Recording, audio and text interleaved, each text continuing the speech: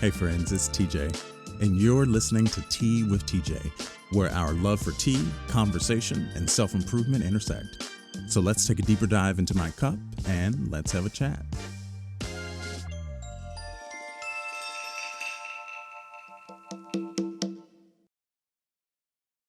Hey friends, it's TJ. Welcome back to another episode of Tea with TJ, and today I have a very special guest, a dear friend of mine. We've known each other for quite some time, Q Smith. So Q, if you could just introduce yourself really quick. Hey TJ, good to see you. Yes, I was calculating in my head. We met in 2009. So, Mm, what is that? mm-hmm. 13 years or something? My Yeah, math is not that's good, but crazy. a long time. But yes, I'm Q Smith. I live in New York City, and I am from Omaha, Nebraska, originally. Love it. Love it. And do you want to share what you do for our listeners?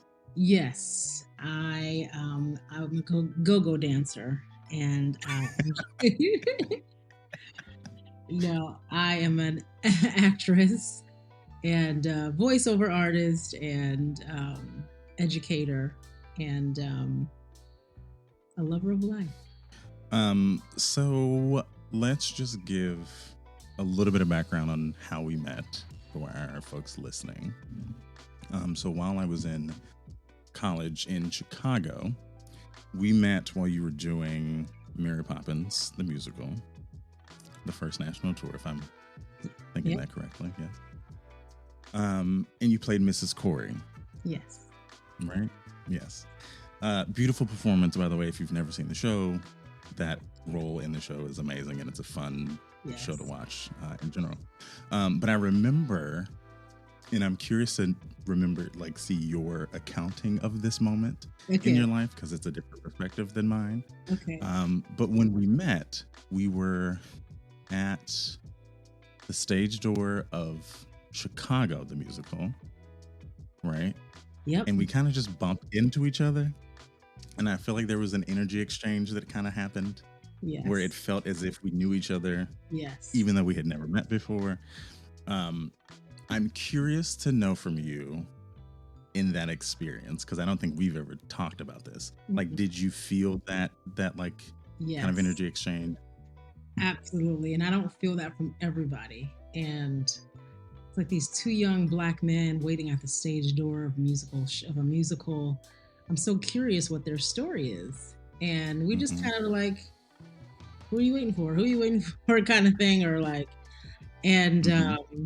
I just love that y'all were young and black and excited about theater, and you were just so easy to talk to and just excited. You're just excited about your Mm-hmm. future, and I was like, when people are Mm-hmm. excited.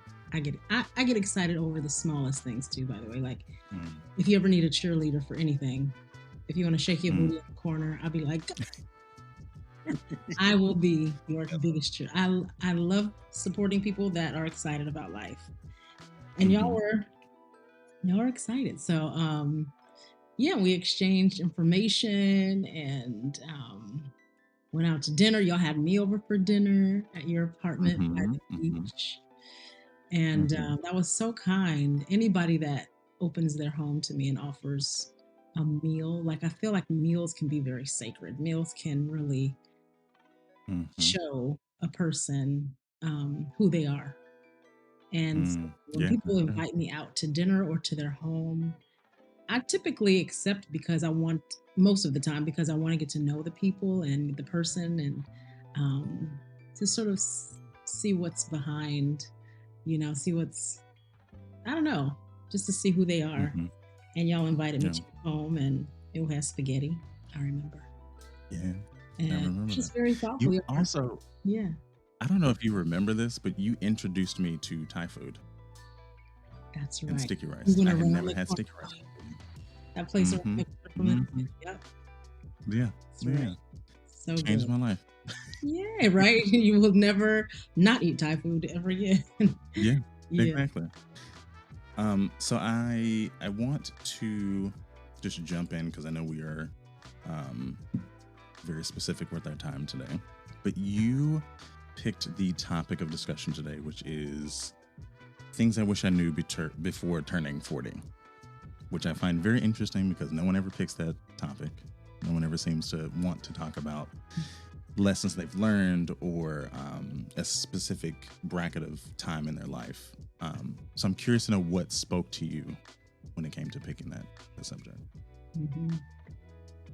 Because I work with a lot of young people, that's a big question of theirs. Is like, what would you have told your younger self? And every time I answer it, it's different. And I'm like, I should just Mm, write a book on like all the things I would have done differently. But then at the same time, mhm. I tell myself, if I did things differently, I probably wouldn't be here. So um, That's true. there's advice I would have taken more, and one of them would be listen to your parents more. Mm, Now mm, that I'm a parent, I became a parent at age 43, and mm, my son is 4. And I remember calling my mom when he was a baby, and I was like, "How did you do it? How mm, did you do it?" Like we're 3 kids, and our parents, the makeup of a family is so different to each person. And I'm like, we only have one here in New York City. How did you do it with 3 of us? And mhm, mhm, so that would be one suggestion. The other one would be take education more serious. I was not a mm, grade. I wasn't an A student. I mhm, was more like B plus, C minus student. I had mhm, the potential to be an A plus student, but I didn't always apply myself. And so mm, I feel like I'm still catching up. I'm a student of life. Like I love learning. mhm, I'm thinking about going back to school actually, but mhm, I would take my education a bit more serious. mm, I would have done more things that scared me earlier on. mm, They say do something every day that scares you. And I'm afraid of heights. There's a couple of things, I'm afraid of. And I think, mhm, and once I sort of face those fears, just sort of my whole life just sort of opened up. I see why people say face your fears. One of my mm, professors in college said, what are you going to do after graduation? I was like, I don't know, maybe do a tour or this or that. And she's like, mhm. and I don't know what else. She's like, go do something that scares you. Go for it. I was like, okay. Yeah. So me and my friend went like bungee jumping or whatever, the Six Flags where you pull the thing yourself and it just lets you Mhm, go. I don't know if it's called bungee jumping, but whew, suit the Superman or something like that. mhm, And so I would have done more things that scared me earlier on. I mean, I was fearless as a young person, but I can't imagine what I would have been if I would have kept pushing myself. mm. Yeah. Um, so Yeah. those are 3 things that. Oh, and Yeah. probably listen to your parents more. My dad Mm, he grew up really, really, really, really poor. And he had mhm, all these financial books, and all these things. And he'd be like, come and sit down. Let's learn about the stock today. Come on, sit down. Let's mm, learn about, what's a 401k. Come on. And I'll be like, Dad, no, I'm not. No, no, no. I mhm, should have. I should have. mm. Yeah. I get that. I echo that idea that I wish that I could have been in a position when I was younger to actually listen to some of those people in my life that said you should have this to set yourself up for 20, 40, 50 years down the line.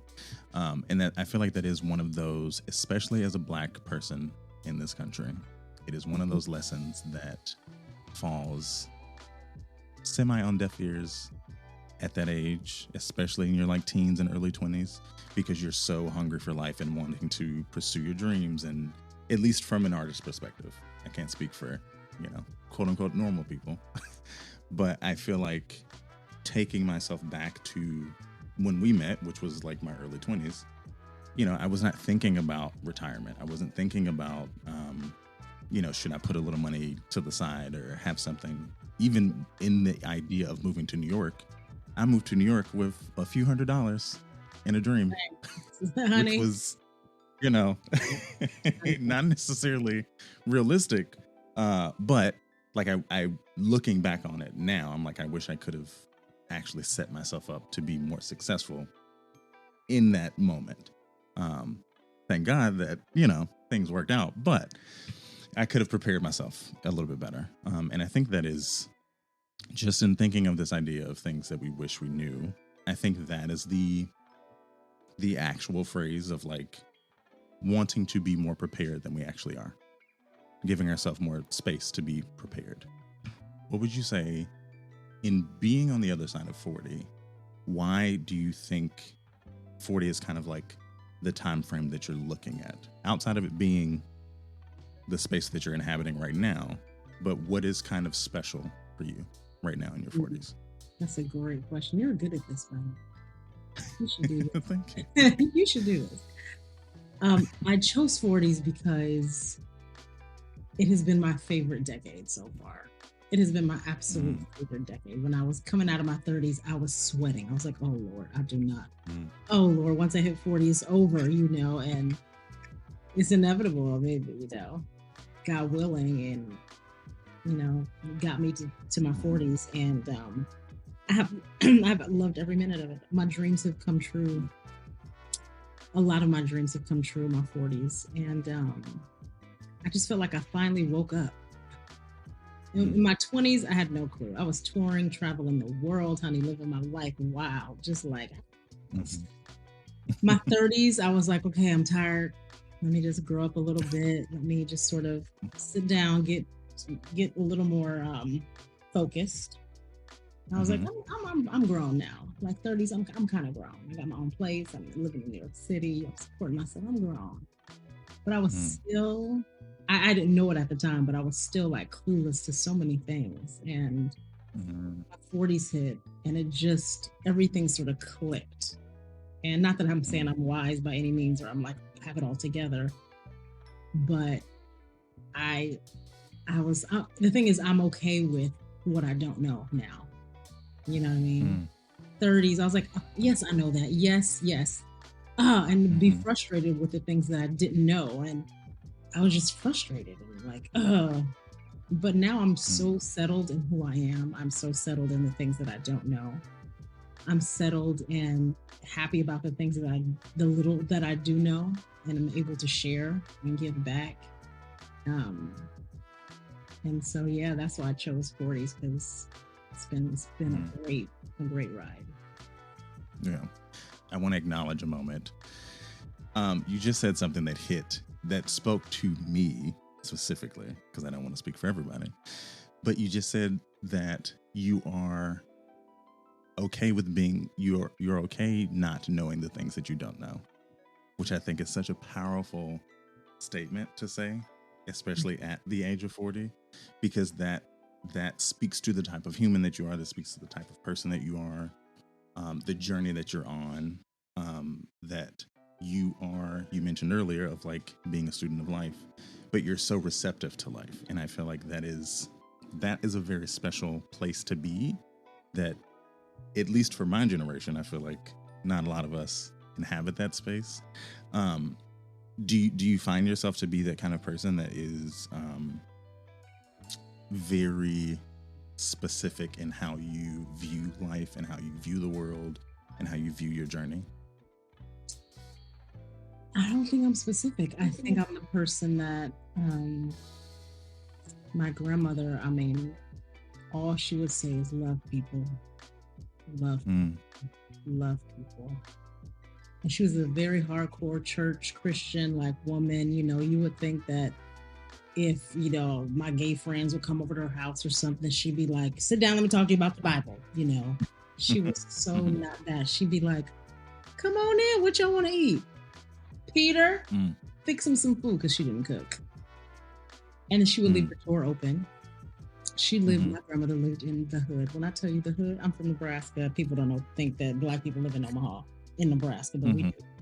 But she lived in the hood, and she never locked her doors. We would wake up in the morning, like, I didn't live with her, but, we'd be there spending the night, the grandkids and stuff. And we wake up and there's somebody drunk on the couch who just opened her door and slept on the couch last night. She'd be like, there's little Joey, he got drunk, right? Wake up, let's eat. It's just like people from the streets just come on in. They know they can find refuge in her home. And and she lived her life like that, love people. And so I just kind of try to do that too.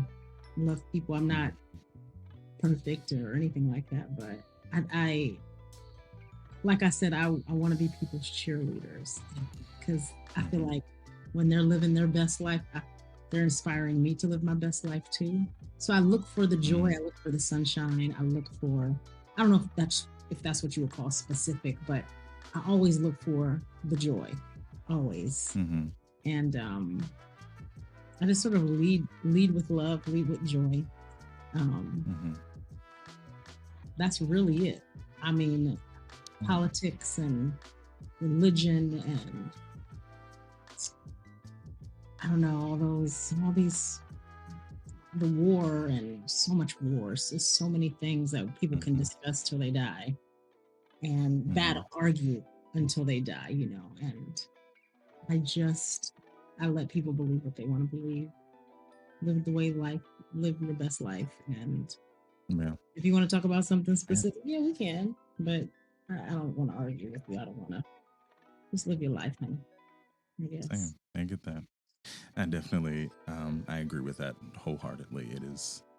That is a position that I think I have been in realistically my entire life because I've always not necessarily played neutral ground when it comes to confrontation or disagreements, but I have always seemed to fall on the side of like, whatever the problem is, it can be talked through, right?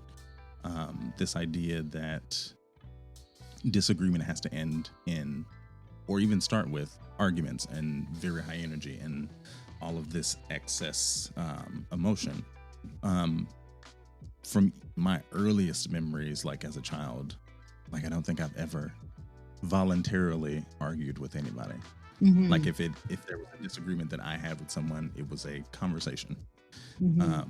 So I see that in you, and I wanted to acknowledge that. What do you think has been like your biggest lesson you've learned thus far? To let go, on both ends. Let go. Once you walk out the door of that audition, you just have to let it go. You know, when I'm having a disagreement with my husband, just take a deep breath and go. So you just let it go. And we both have to do that and let it go. Yeah. Because at the end of the day, it's not even about you. It's not even about you.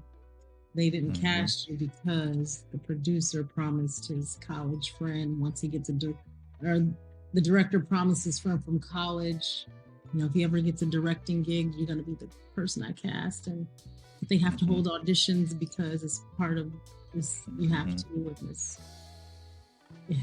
I have lived enough to be like, it's really not about you. If you don't, especially if you don't book it, it's like, it's so out of your control. So just let it go. And also because there are things when I was younger that I really thought I was going to get, and I was holding on to it. I'm like, I need this job. I'm blah, blah, blah. And I was like crying and a ball, like, oh, how am I going to pay my rent? And that's the position I was in sort of with, after I closed Mary Poppins on Broadway, I was unemployed for a while. And I moved apartments and I needed to pay this rent. I needed to have enough money to move out of my old apartment, move into my new apartment with, you know, I needed thousands of dollars. And I had been on it for months, you know. It's like, okay, well, I don't have it. And so this audition came up and I was like, I was like, okay, these people know me. Is it Disney? I got this. At this perfect time. And I walked in there. I was very confident. And they were like, thank you. And that made they called me back 2 more times. And I didn't get it. And I was like, I didn't get it. I was like full of myself. I was like, I didn't get it. Are you kidding me? And I was a mess. I was like, how am I going to pay the rent? How am I going to do this? And I cried. I got a call from my agent, you know. I'm just shortening the story. So it's a little longer story, but there's a show coming out there, you know, They're looking for one more actor. It's about 9/11. I don't know if you're interested. And I was like, I don't want to do a musical about 9/11. I was here for 9/11. It was terrible. I'm not interested. And I said, no. Next day, they really want to see you. Just put something on tape. It's like, can I see the script? And they're like, it's not done yet. It's not finished or whatever it is. And I was like, I got the sides and it was so weird. I was like, all these characters is like, this is so weird. And I said, who's doing this show? And they said, La Jolla Playhouse. And La Jolla is a place that I've always wanted to perform. Like, always wanted to have an opportunity to perform because most of their shows go to Broadway. They house new shows, original shows. And I was like, La Jolla? Okay, I'll audition. That's the only reason why I really auditioned. Because I was like, with La Jolla. I didn't know the meat of the show. I didn't know much about the show at all until the first day of rehearsal. So I got cast in it. And if I would have booked that other show, I would have been in a contract that I probably couldn't have gotten out of. So, looking back, I have to say, I told myself I should have just let it go. I was like, my stomach was in knots. I should just let it go because God had something in store for me that I had no idea. So after that, I was like, okay, I'm done. It's out of my hands. It's out of my hands. Yeah. Oof. That is, I don't think I ever knew that. No. And for those that don't know, the name of the show is Come From Away.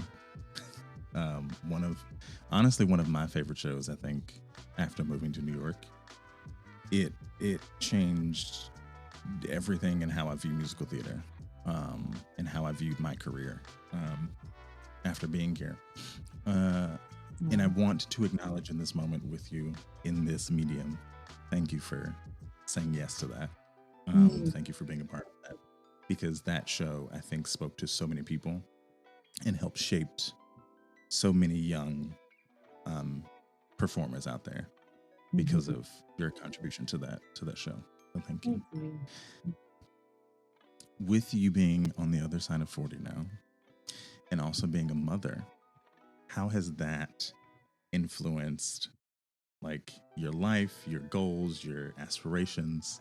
Because I'm always curious, because based off of how we met and our interactions throughout the time of like being in New York and you being on tour, I've always known you to be this creative that is focused and that is going after what you want. And that maybe it's just been my perspective of being on the sidelines, but I've always known you to be like, I feel like every time I would text you, you'd be like, oh, I'm on tour. I'm going to Japan for 6 months, or oh yeah, I'll be in New York. I'll be in New York for like a month doing this, and then I'll be gone again. Which I loved. Like, you gave me so much inspiration. Because I remember those moments and being like, wow, I want to be like you. Like, I'm trying to be out there. So now that, like, with that in mind, or at least my perspective of you, you know, at that moment in time, and now being a mother, how has it kind of shifted things for you? That's a great question. You know, there's let's see, nothing else matters except my family. Nothing else matters. When it was just me, like, I would take this job, it was paying $2. I would take that job. I would just do work because I liked working and I liked meeting people. And even if I couldn't pay my rent for 2 months, I was like, I want to do this show. So I would just do the show and just pay my rent $100 a week if I could, you know. And I would just do it. It was just me, you know, soloing life. And with my son, like, I have turned down a number of auditions and a few offers, because nothing more matters than my son. And so if I get an audition, I put my son in the forefront of my mind. I'm like, is this serving him? Will he be proud of his mom? Will I bring enough money in for my family if I take this? Is this selfish? He's always at the front of my mind. And there are things I would have said yes to if I were solo in a heartbeat. And those same things, you know, if they come up today, sometimes I would have to say no, because he matters so much to me, and I want him to be proud of me, and I want my husband to be proud of me, and I want young black and brown little girls to look at me and be like, yeah, she did that. I want to Mhm. do that too. Um, Mm. so nothing. If I don't book that gig, if I don't hit that note like I wanted to in a performance or a show, if I forget a line, it doesn't matter. It really doesn't matter. It used to Yeah. back in the day, like, oh, I just beat myself up. Oh my gosh, I didn't do that right. I didn't obsess over it. And I'm like, I ain't got time for it. I got to go home and put this boy to bed. I need to go to the playground today. I'm so tired. I need to study these Mm. lines for this last minute audition. They gave me 5 scenes. I got 2 Mhm. songs to learn. And my son wants to go play. Mm. So I'm going to show up to that audition with my sides in my hand and do my best. And if it's for me, it's Mhm. for me. If it is not, it doesn't matter. And Yeah. so he has helped me really put things in focus. And my world has opened. I feel like I'm even a better performer because of him, Mm. artist because of him, a better human Yeah. because of my son. Um, Mm. I love that. and I can only imagine the magnitude of what life is when you cross that threshold of having a child. I have been told that I have very much dad energy. And I believe that to a certain degree, but I can only imagine the shift that happens once that actually happens. And I will say that to have been witness to, again, from the sidelines, to have been witness to the birth of this child and this child coming into the world and you becoming a mother has been beautiful. You have such a beautiful family. And we're going to plug, because I also know that you have a YouTube channel now. oh yeah, Called oh yeah, yes, Stallings on the Rise. Love it. Stallings on the Rise, and he is full out. My son is full out. So is my husband. Full out. 5, Yes. 6, 7, 8, go. And they crack me up. But yes, we have a website, and I was pregnant with Caleb in the company for 6 months. His first 6 months, he listened to Welcome to the Rock 8 times a week.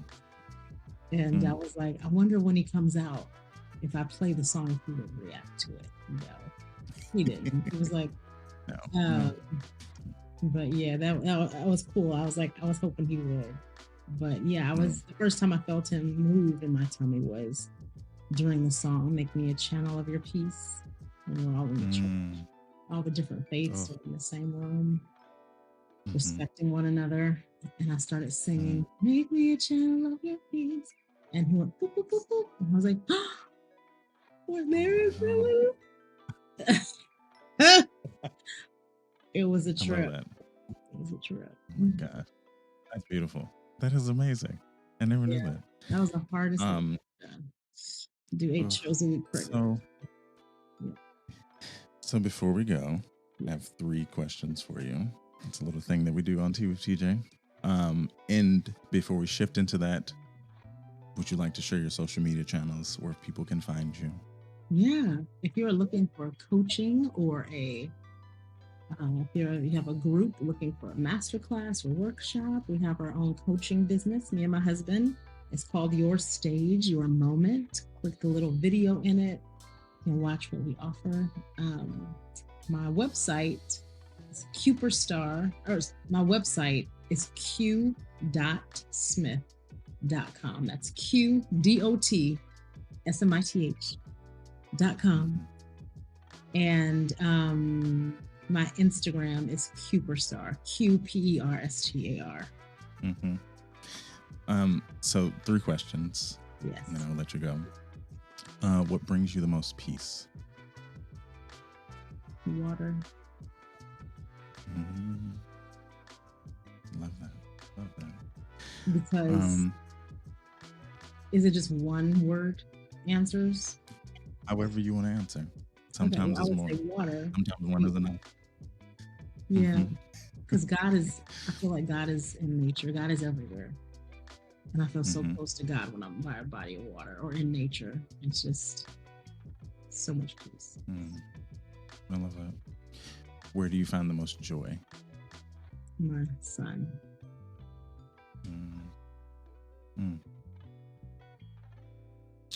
Where does your heart thrive? People.